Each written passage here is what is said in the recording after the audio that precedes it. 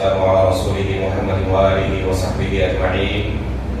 أشهد أن لا إله إلا الله وحده لا شريك له وأشهد أن محمدا عبده ورسوله. أما بعد. محترم حاضرین مجلس، ایسا بات کہ اس درس میں انشاءاللہ آج سے پورے رمضان آپ کے سامنے ہم کلمہ توحید کے دوسرے جز رسول اللہ صلی اللہ علیہ وسلم کی سیرت طیبہ کے تعلق سے اہم اور ضروری معلومات سننے اور اپنے ایمان و عقیدے کی اصلاح کی کوشش کریں گے. محترم حاضرین، کوئی بھی شخص اس وقت تک مسلمان نہیں ہو سکتا جب تک کہ وہ کلمہ توحید کا اقرار نہ کرے، رسول اللہ صلی اللہ علیہ وسلم کی رسالت کا اقرار نہ کرے. تب تک وہ شخص مسلمان نہیں ہو سکتا، تب تک وہ شخص جہنم کے عذاب سے نہیں بچ سکتا.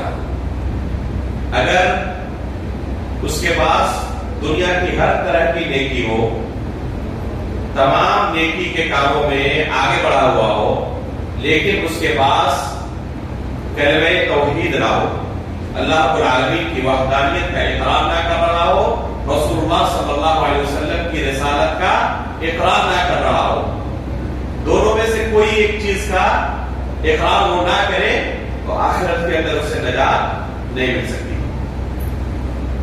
اگر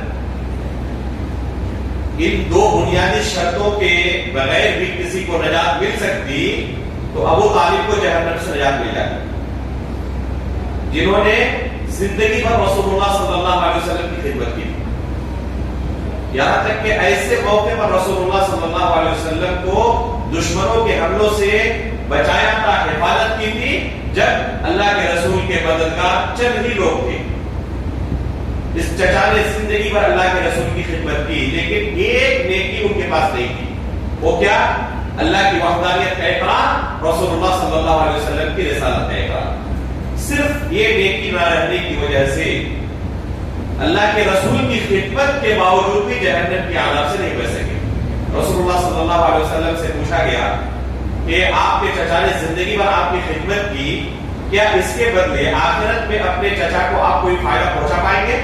تو رسول اللہ صلی اللہ علیہ وسلم نے فرمایا کہ میری وجہ سے اللہ رب العالمین میرے چچا کو جہنم میں سب سے ہلکا عذاب دیں گے. وہ کیا ہوگا؟ جہنم کی دو جوتیاں پہنائی جائیں گی، جس وجہ سے اس کی تپش کی اور گرمی کی وجہ سے ان کا دماغ کھول رہا ہوگا. جیسے ہانڈی میں کھانا کھولتا ہوتا ہے، اسی طرح ان کا دماغ کھول رہا ہوگا. اللہ اکبر. یہ ہے جہنم کا سب سے ہلکا عذاب. تو اگر رسول اللہ صلی اللہ علیہ وسلم کی خدمت کے باوجود بھی صرف کلمہ توحید اور رسول اللہ صلی اللہ علیہ وسلم کی رسالت کا اقرار نہ ہو تو نجات ملنی ناممکن ہو، تو کیا کسی دوسرے کو اس بنیادی عقیدے کے باوجود نجات مل سکتی ہے؟ ممکن نہیں ہے.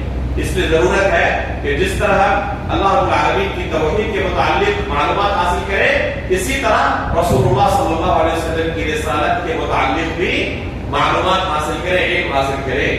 اس لیے کہ یہ کلمہ توحید کا دوسرا جز ہے.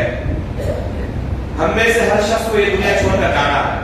جیسے بھی قبر کے اندر کسی بھی میت کو رکھا جاتا ہے، فرشتے آتے ہیں، 3 سوال کرتے ہیں، اور یہی 3 سوالات اس کی آخرت کے آگے کے مراحل کو طے کرتے ہیں کہ وہ جنتی ہوگا یا جہنمی ہوگا. ان میں سے تیسرا سوال کیا ہے؟ تمہارے نبی کون تھے؟ اگر یہ سوال اس کا غلط ہو گیا تو اس بات کی نجات نہیں مل سکتی. اور یہ سوال کب صحیح ہوگا، اس کا جواب کب صحیح ہوگا بندے کا؟ جب رسول اللہ صلی اللہ علیہ وسلم کے متعلق حقیقت میں وہ واقف ہوگا کہ اللہ کے رسول کی حیثیت کیا تھی. صرف اللہ کے رسول صلی اللہ علیہ وسلم کی سیرت کا جان لینا کافی نہیں ہے. کب پیدا ہوئی، کیسے بڑے ہوئے، کس طرح زندگی گزاری، کون سے غزوات ہوئی، کس طرح وفات ہوئی، یہ تو کوئی غیر مسلم بھی پڑھ کے جان سکتا ہے نا. اصل مقصد یہ ہے کہ اللہ کے رسول کی سیرت میں ہمارے لیے کیا درس ہے، اللہ رب العالمین نے ہم سے کیا مطالبہ کیا ہے جس پر جنت و جہنم کا فیصلہ ہونے والا ہے۔ اس لیے رسول اللہ صلی اللہ علیہ وسلم کی سیرت جہاں ہم پڑھیں گے اور جاننے کی کوشش کریں گے، ولادت سے لے کر وفات تک کا پورا انشاءاللہ مرحلہ ایک کے بعد دیگرے آہستہ آہستہ اس پورے مہینے میں ہم جانیں گے۔ لیکن سب سے اہم مقصد ہمارا یہ ہوگا کہ اللہ کے رسول کی زندگی میں ہمارے لیے کیا نصیحت کی چیز ہے، کیا درس ہے ہمارے لیے۔ اللہ رب العالمین کا ارشاد ہے لقد کان لکم فی رسول اللہ اسوۃ حسنہ، کہ رسول اللہ صلی اللہ علیہ وسلم کی زندگی میں تمہارے لیے بہترین نمونہ ہے، بہترین آئیڈیل ہے۔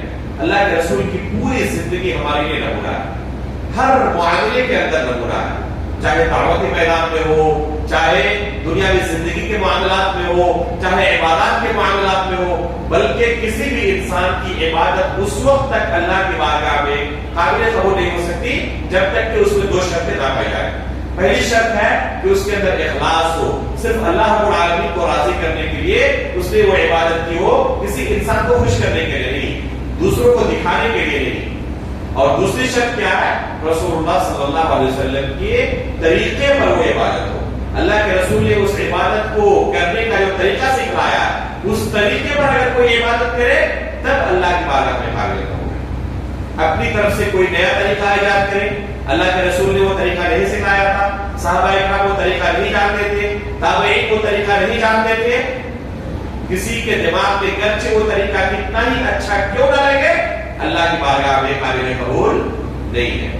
جیسے کہ ATM کارڈ ہے، اس میں پن ہوتا ہے نا، آپ داخل کریں، کارڈ تو صحیح ہے آپ کا ہی ہے، لیکن اس میں پن آپ غلط داخل کریں، پیسہ نکلے گا؟ نہیں نکلے گا۔ اسی طرح اللہ کے رسول کی سنت ہے، اللہ کے رسول کا طریقہ ہے، اللہ کی بارگاہ میں وہ عبادت اس وقت تک قابل قبول نہیں ہے جب تک کہ رسول صلی اللہ علیہ وسلم کے بتائے ہوئے طریقے پر نہ ہو۔ تو یہ ہے رسول اللہ صلی اللہ علیہ وسلم کی حیثیت۔ آج کے پہلے درس میں ہم سب سے پہلے یہ جاننے کی کوشش کریں گے کہ رسول اللہ صلی اللہ علیہ وسلم کا ہم پر، ہر شخص پر کیا حق ہے۔ جیسے کہ قرآن کے درس میں ہم نے سنا کہ قرآن کے ہم پر بہت سارے حقوق ہیں، اسی طرح اس سیرت کے درس میں ہم سب سے پہلے یہ جاننے کی کوشش کریں گے کہ رسول اللہ صلی اللہ علیہ وسلم کے ہم پر کیا حقوق ہے۔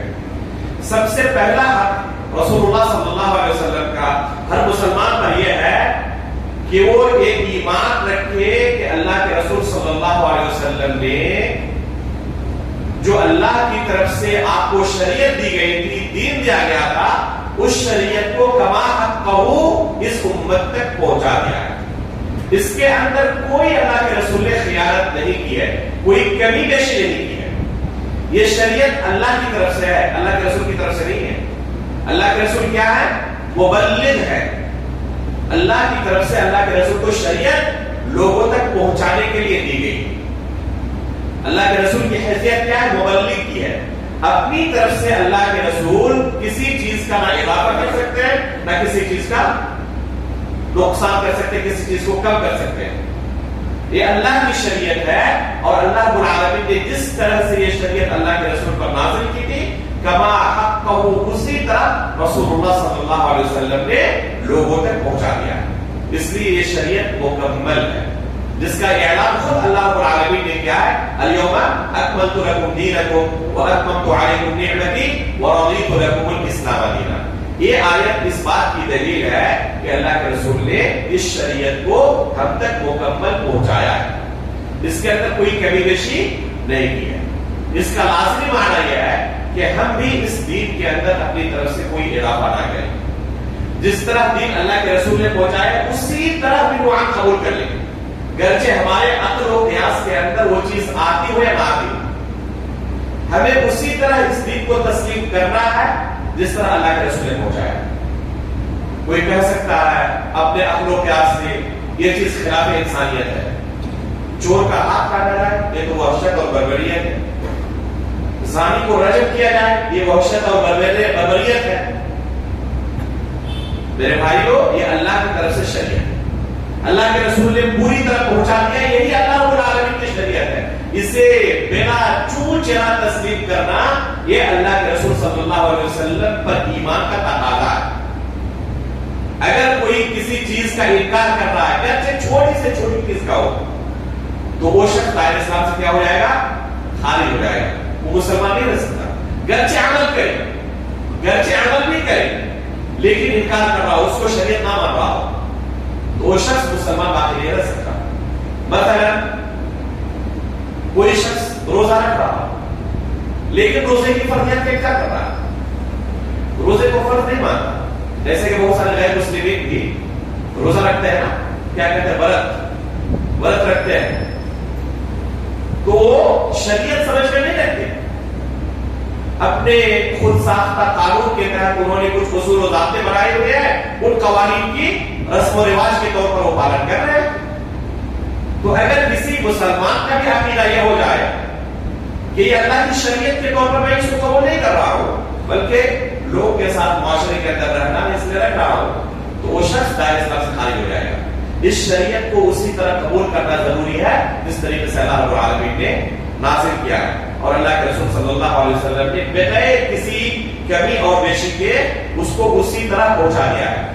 رسول اللہ صلی اللہ علیہ وسلم نے میدان عرفات میں تمام صحابہ کرام کے مجمع میں ان سے گواہی دی کہ جو اللہ رب العالمین نے مجھے ذمہ داری دی تھی، ڈیوٹی دی تھی، اسے کما حق ان تک پہنچا دیا نہیں پہنچا دیا؟ تمام لوگوں نے گواہی دی کہ اللہ کے رسول آپ نے اللہ کے دین کو پہنچا دیا۔ تو اللہ رب العالمین رسول اللہ صلی اللہ علیہ وسلم نے 3 بار آسمان کی طرف اپنی انگلی اٹھا کر کیا کہ اللہ بشہد اللہ بشہد اللہ بشہد، اللہ تو گواہ ہو جا، اللہ تو گواہ ہو جا، اللہ تو گواہ ہو جا۔ یہ گواہی جو صحابہ کرام نے اللہ کے رسول کے سامنے دی تھی، یہ امت کے ہر فرد کے لیے ضروری ہے کہ گواہی دے کہ اللہ کے رسول نے اس شریعت کو کما پہنچا دیا، اس کے اندر کوئی کمی بیشی نہیں کی ہے۔ جب انسان یہ عقیدہ رکھے گا تو وہ شخص کبھی کسی بدعت کو دین کے اندر جگہ نہیں دے سکتا، اس لیے کہ بدعت کہاں سے داخل ہوتی ہے؟ اسی راستے سے بدعت داخل ہوتی ہے۔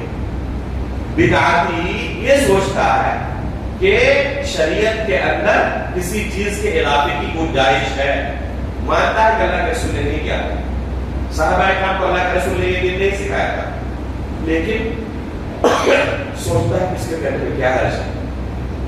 میرے بھائیو، اس کے کرنے میں یہ حرج ہے کہ آپ اللہ کے رسول کی شریعت کو مکمل نہیں تسلیم کرتے۔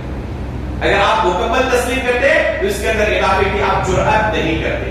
یہ اتنا بڑا جرم ہے، اتنا سنگین جرم ہے کہ یہ حوض کوثر سے محرومی کا سبب ہے۔ قیامت کے دن ہر انسان کی کتنی خواہش ہے کہ اس دنیا میں ہم اللہ کے رسول سے ملاقات نہیں کر سکیں۔ ہماری انتہائی خواہش ہے کہ اللہ کے رسول سے جنت کے اندر ملاقات ہو، ہے یا یہ خواہش؟ یہ ہر انسان کی خواہش ہوتی ہے۔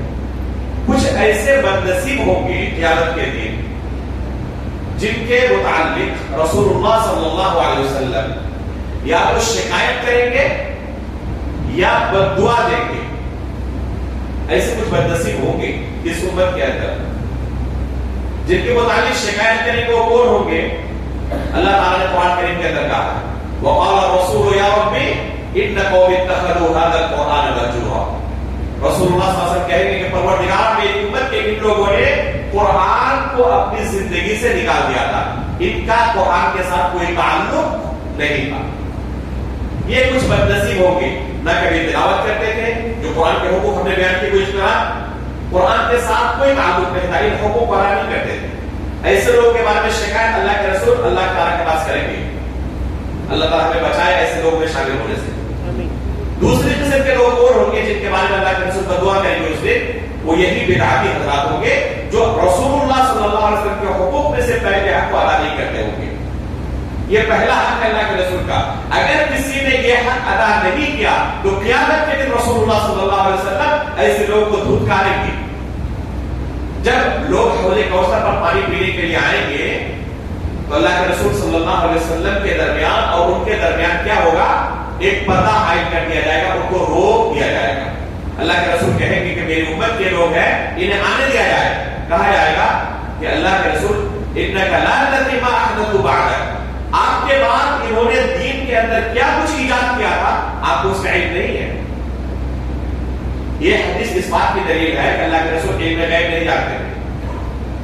اگر علم غیب جانتے تو کہتے کہ آنے دیا جائے, شروع سے دھمکا دیتے. جب یہ کہا گیا کہ انہوں نے آپ کے دین کے اندر بدعتیں ایجاد کی تھی, آپ جو دین مکمل چھوڑ کر آئے تھے, ان کو اس سے اطمینان نہیں تھا. اپنی طرف سے انہوں نے دین کے اندر نئی نئی چیزیں پیدا کر لی تھی. دین کے متعلق ان کا عقیدہ یہ نہیں تھا کہ یہ مکمل ہے. آپ نے دین کو مکمل طور پر پہنچا دیا ہے, اس حق کو انہوں نے ادا نہیں کیا تھا. اس حق کو ادا نہ کرنے والوں کے متعلق اللہ کے رسول کیا کہیں گے؟ سخت لمن غیر بعد.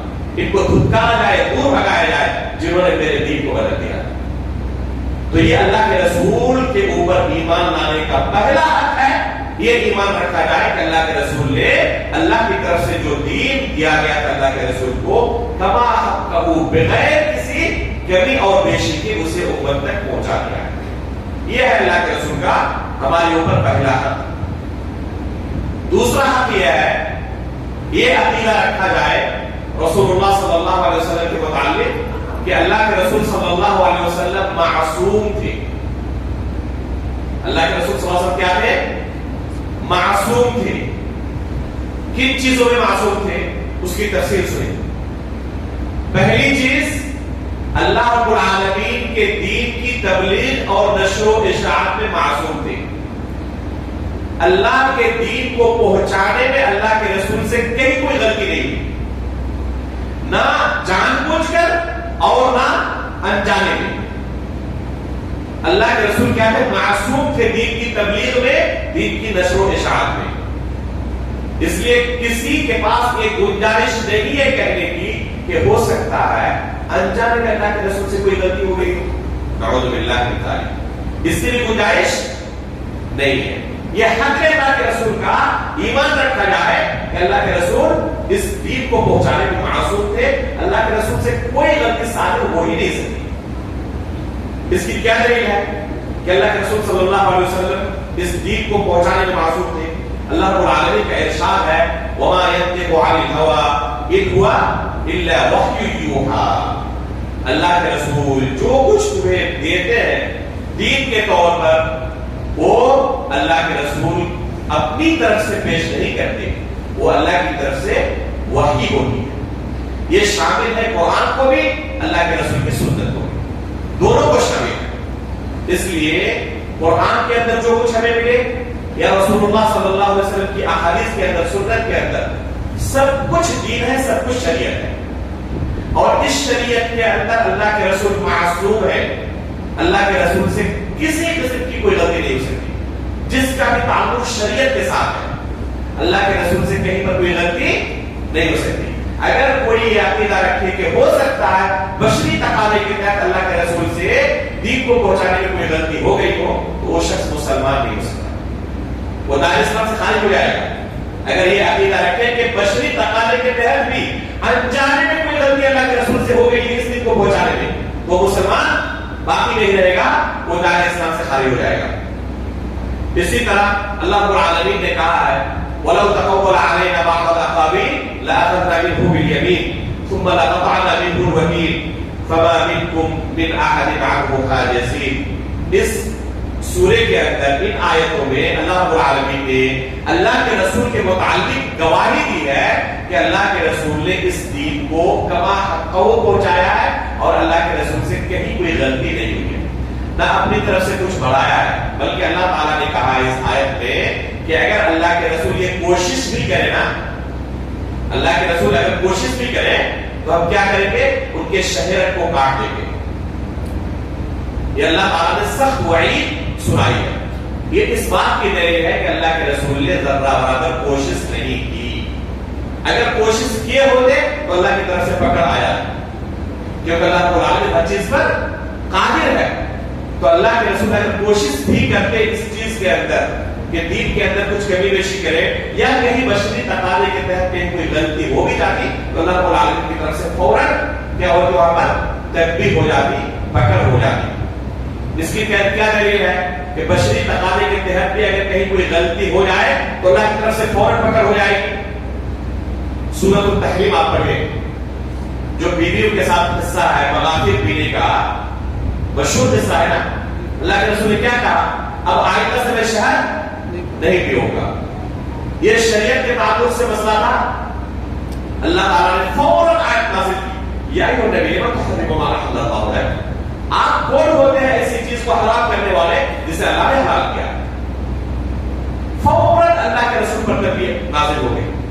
اس لیے جس کا تعلق شریعت کے ساتھ ہو، یہ ممکن ہی نہیں ہے کہ اللہ کے رسول سے کہیں پر کوئی چوک ہوئی ہو اور اللہ کی طرف سے تربیت آ گئی. اس لیے جو کچھ اللہ کے رسول صلی اللہ علیہ وسلم نے شریعت کے تعلق سے کہا، اس بارے میں اللہ کے رسول معصوم ہے.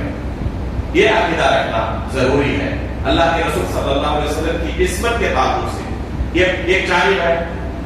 دوسری جانب یہ ہے کہ اللہ کے رسول صلی اللہ علیہ وسلم کفر اور شرک سے معصوم ہے.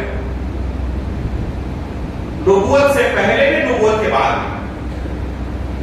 ایسا نہیں کہ صرف نبوت کے بعد، رسالت ملنے کے بعد، نبی ہونے کے بعد اللہ کے رسول نے کفر اور شرک نہیں کیا، بلکہ اپنی پیدائش سے لے کر آخری سانس تک کبھی بھی اللہ کے رسول نے کفر اور شرک نہیں کیا. کبھی بھی بت کے آگے اللہ کے رسول سجدہ نہیں ہوئی، نہ کسی بت کی تعظیم کی. ہمیشہ اللہ کے رسول صلی اللہ علیہ وسلم فطرت سلیمہ پر باقی رہے. جب کوئی انسان دنیا میں آتا ہے، چھوٹا بچہ پیدا ہوتا ہے، وہ فطرت سلیمہ پر پیدا ہوتا ہے. اس کے والدین اسے کیا کرتے ہیں؟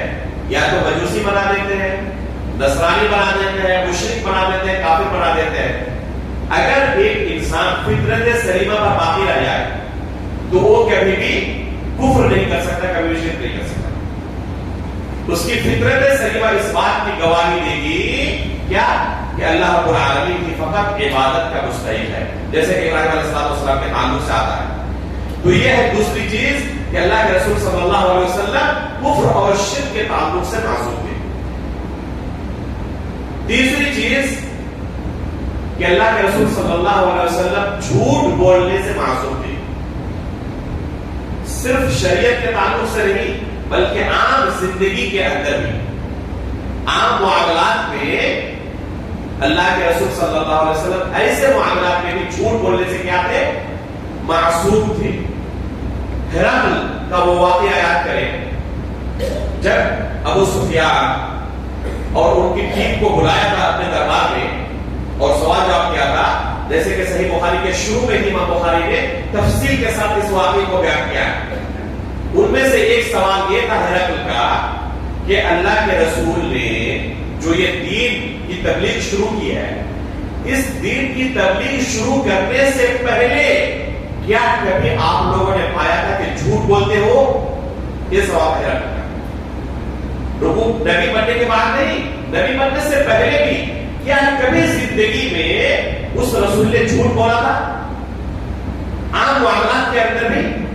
ابو سفیان نے کیا جواب دیا تھا رضی اللہ تعالیٰ عنہ؟ اس وقت مسلمان نہیں لیتے، وہ جواب دیا تھا کہ کبھی ہم نے ان کو جھوٹ بولتے ہوئے نہیں پایا.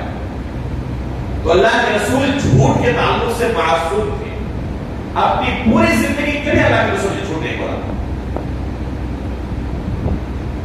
جب اللہ کے رسول کو نبوت دی گئی، لوگوں کو جمع کیا. سب سے پہلے اپنے جو رشتہ دار تھے ان کو جمع کیا. صفا پہاڑی پر کھڑے ہوئے لوگ آگے پہاڑی کے نیچے موجود ہیں. ان کو کہا اللہ کے رسول نے کہ اگر میں تمہیں کہوں اس پہاڑی کے پیچھے ایک لشکر ہے جو کسی بھی وقت پر حملہ ہو سکتا ہے، تو کیا تم میری بات مان لو گے؟ ابھی تک اللہ کے رسول نے ان کے سامنے ظاہر نہیں کیا ہے کہ اللہ کی طرف سے مجھے نبوت مل چکی ہے. لوگوں کو پتا نہیں ہے ابھی تک. لوگوں کو جمع کیا اللہ کے رسول اور ان کے سامنے یہ سوال رکھ رہے ہیں کہ اگر میں تمہیں کہوں کہ اس پہاڑی کے پیچھے ایک لشکر ہے جو کبھی بھی تم پر حملہ ہو سکتا ہے، تو میری اس بات کو کیا تم مان لو گے؟ انہوں نے کیا جواب دیا تھا؟ ما جربنا علیک الا صدقا. ہم نے زندگی بھر آپ کو سچ کے علاوہ کبھی جھوٹ بولتے ہوئے نہیں پایا. زندگی بھر ہم نے آپ کو صرف سچ بولتے ہوئے پایا. تو اللہ کے رسول نے کیا کہا کہ بھائی تمہیں قیامت کے دن سخت عذاب سے، جہنم کے عذاب سے ڈر رہا ہو. اور ان کے سامنے اللہ کے رسول نے اپنی نبوت کا اظہار کیا. یہ اس بات کی دلیل ہے کہ اللہ کے رسول نے زندگی بھر کبھی کوئی جھوٹ نہیں بولا ہے، نہ نبی بننے سے پہلے نہ نبی بننے کے بعد، نہ دین کے معاملے میں نہ دنیا کے معاملات میں، کبھی بھی کسی معاملات میں اللہ کے رسول نے کوئی جھوٹ نہیں بولا ہے۔ یہ تیسری چیز ہوئی۔ پہلی چیز کیا تھی؟ دین کی تبلیغ میں اللہ کے رسول معصوم ہے۔ دوسری چیز کیا ہوئی؟ شرک اور کفر کے معاملے میں اللہ کے رسول معصوم ہے۔ تیسری چیز کیا ہوئی؟ اللہ کے رسول جھوٹ بولنے سے معصوم ہے۔ یہ عقیدہ رکھنا اللہ کے رسول کے متعلق ہر انسان کے لیے ضروری ہے۔ چوتھی چیز یہ ہے کہ رسول اللہ صلی اللہ علیہ وسلم گناہ کبیرہ سے معصوم ہے۔ شرک کی بات نہیں کر رہا ہوں، شرک کی بات اوپر گزر چکی ہے۔ گناہ کبیرہ سے بھی اللہ کے رسول کیا ہے؟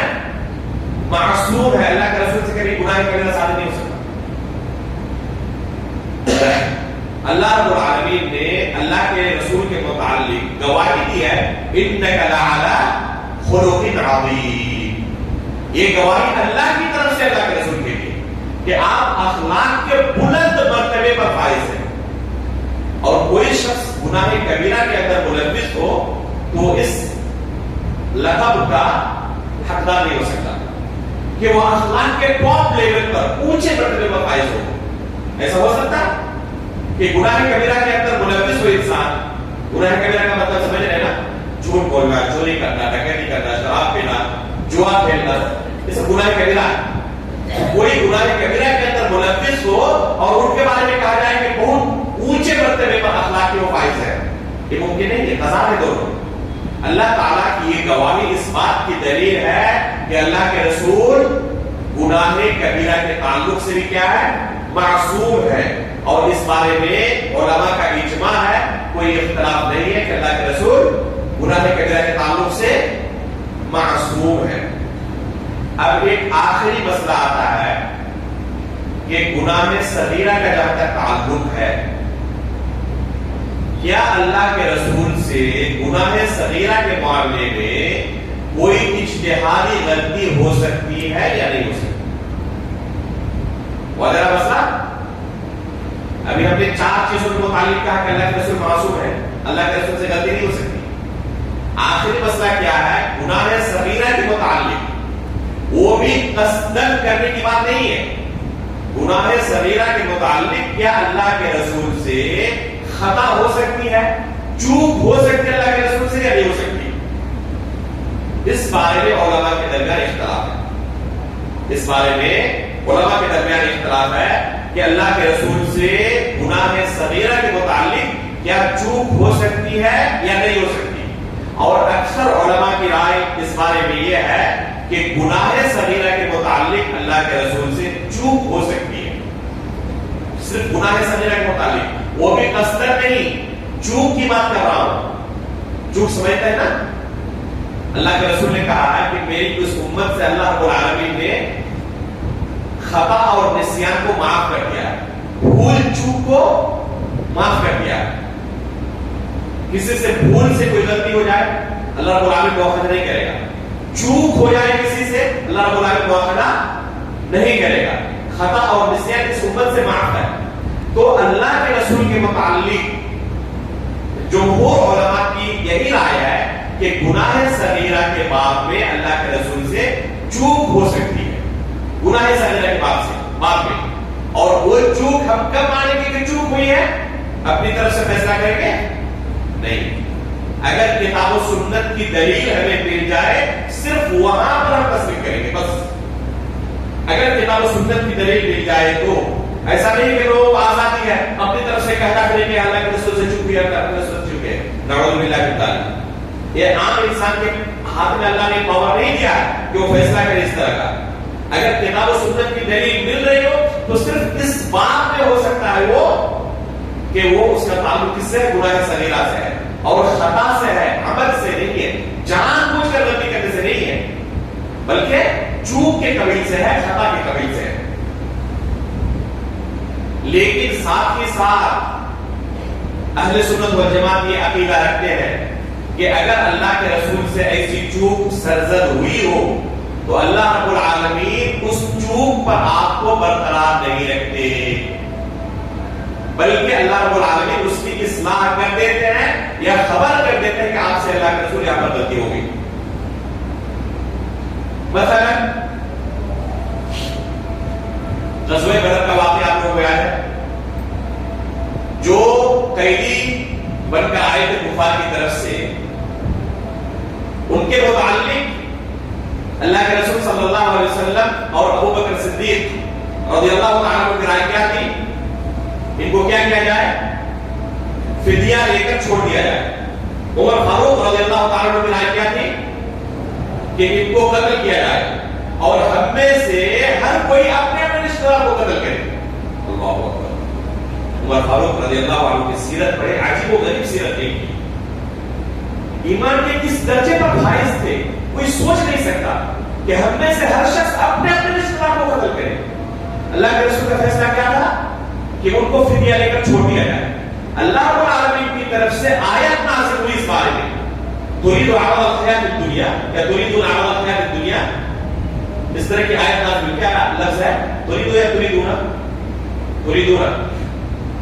تو اللہ کی طرف سے یہ آیت نازل ہوئی، اس آیت کے نازل ہونے کے بعد پتا چلا کہ اللہ کے رسول کا یہ فیصلہ صحیح نہیں تھا۔ عمر فاروق رضی اللہ عنہ کا فیصلہ صحیح تھا کہ ان کو یہ کیا جائے۔